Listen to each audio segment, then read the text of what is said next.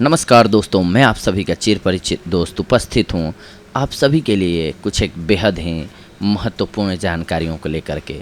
आज जानेंगे हम लाजवंती के बारे में। गजब की औषधि है छुई मुई यानी कि लाजवंती। आइए हम जानते हैं कैसे करती है ये रोगों को छूमंतर। लाजवंती नमी वाले स्थानों में ज़्यादा पाई जाती है। इसके छोटे पौधे में अनेक शाखाएं होती हैं। इसका वानस्पतिक नाम माइमोसा पुदिका है। संपूर्ण भारत में होने वाला यह पौधा अनेक रोगों के निवारण के लिए उपयोग में लाया जाता है। इनके पत्ते को छूने पर ये सिकुड़कर आपस में सट जाती हैं। इस कारण इसे लजौली नाम से जाना जाता है। इसके फूल गुलाबी रंग के होते हैं। लाजवंती का पौधा एक विशेष औषधि पौधा है। इसके गुलाबी फूल बहुत सुंदर लगते हैं और पत्ते तो छूते ही मुरझा जाते हैं। इसे छुई मुई भी कहा जाता है। आप इसे छूने जाइए, इसकी पत्तियां शर्मा कर सिकुड़ जाएंगी। अपने इस स्वभाव की वजह से इसे शर्मिली के नाम से भी जाना जाता है।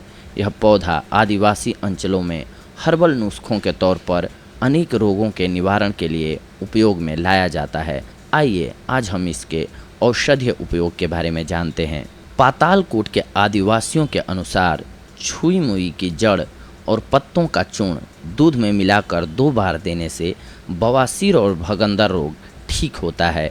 छुई मुई के पत्तों का 1 चम्मच पाउडर दूध के साथ प्रतिदिन सुबह शाम लेने से बवासीर या पाइल्स में आराम मिलता है। गुजरात के जानकार छुई मुई की जड़ और पत्तियों का पाउडर दूध में मिलाकर 2 बार देने से बवासीर और भगंदर जैसे रोग में आराम मिलता है।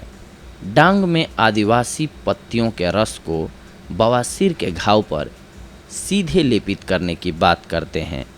इनके अनुसार यह रस घाव को सुखाने का कार्य करता है और अक्सर होने वाले खून के बहाव को रोकने में भी मदद करता है। अगर खांसी हो तो लाजवंती की जड़ के टुकड़ों के माला बनाकर गले में पहन लो। ध्यान रखने वाली बात इसमें ये होनी चाहिए कि लाजवंती के जो टुकड़े हों वो आपकी स्किन को टच कर रहे हों।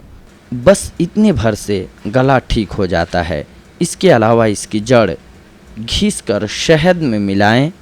इसको चाटने से या फिर वैसे ही इसकी जड़ चूसने से खांसी ठीक होती है। इसकी पत्तियां चबाने से भी गले में आराम मिल जाता है। यदि छुई मुई की 100 ग्राम पत्तियों को 300 मिलीग्राम पानी में डालकर काढ़ा बनाया जाए तो यह काढ़ा मधुमेह रोगियों को काफ़ी फायदा देता है।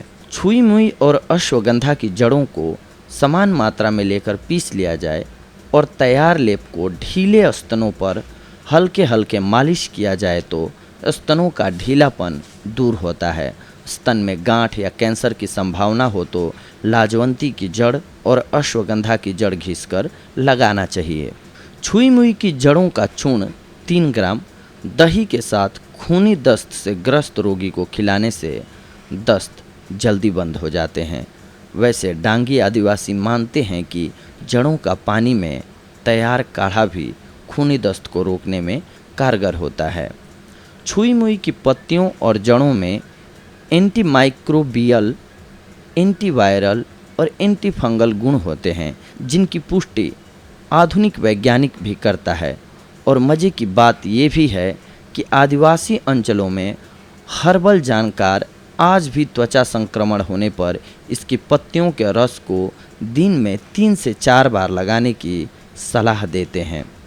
टॉन्सिल्स होने पर इसकी पत्तियों को पीसकर गले पर लगाने से जल्द ही समस्या में आराम मिलता है। प्रतिदिन 2 बार ऐसा करने से तुरंत राहत मिल जाती है। जिन्हें गोइटर की समस्या हो उन्हें भी इस तरह का समाधान अपनाना चाहिए।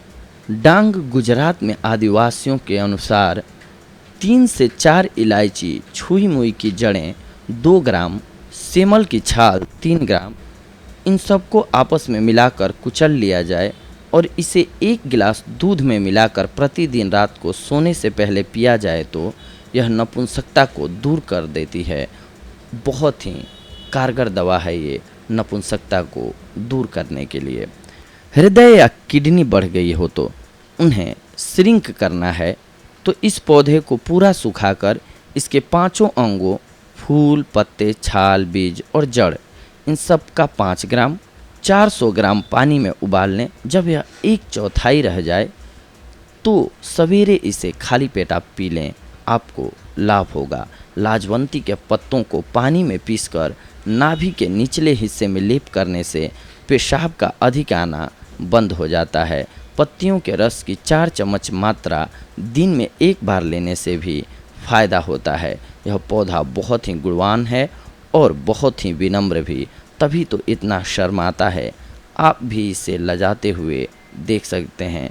बस अपने गमले में लगाइए और पत्तियों को छू भर के देख लीजिए। लेकिन ये जितनी शर्माती है उतनी ही ज़्यादा असरदार है और रोगों का समूल नाश करने में सहायक है। तो दोस्तों, हमने जो भी रोग बताए इनके लिए आप इस वीडियो को सुन करके याद रख लीजिए लाजवंती का नाम। अगर आप इसका ऐसे उपयोग करते हैं तो आप इन सारे रोगों से छुटकारा पा सकेंगे। मित्रों, ये थी आज की हमारी जानकारी आप सभी के लिए। अगली बार हम आप सभी से जुड़ेंगे कुछ एक और ही बेहद महत्वपूर्ण जानकारियों को लेकर के। तब तक के लिए धन्यवाद। नमस्कार दोस्तों।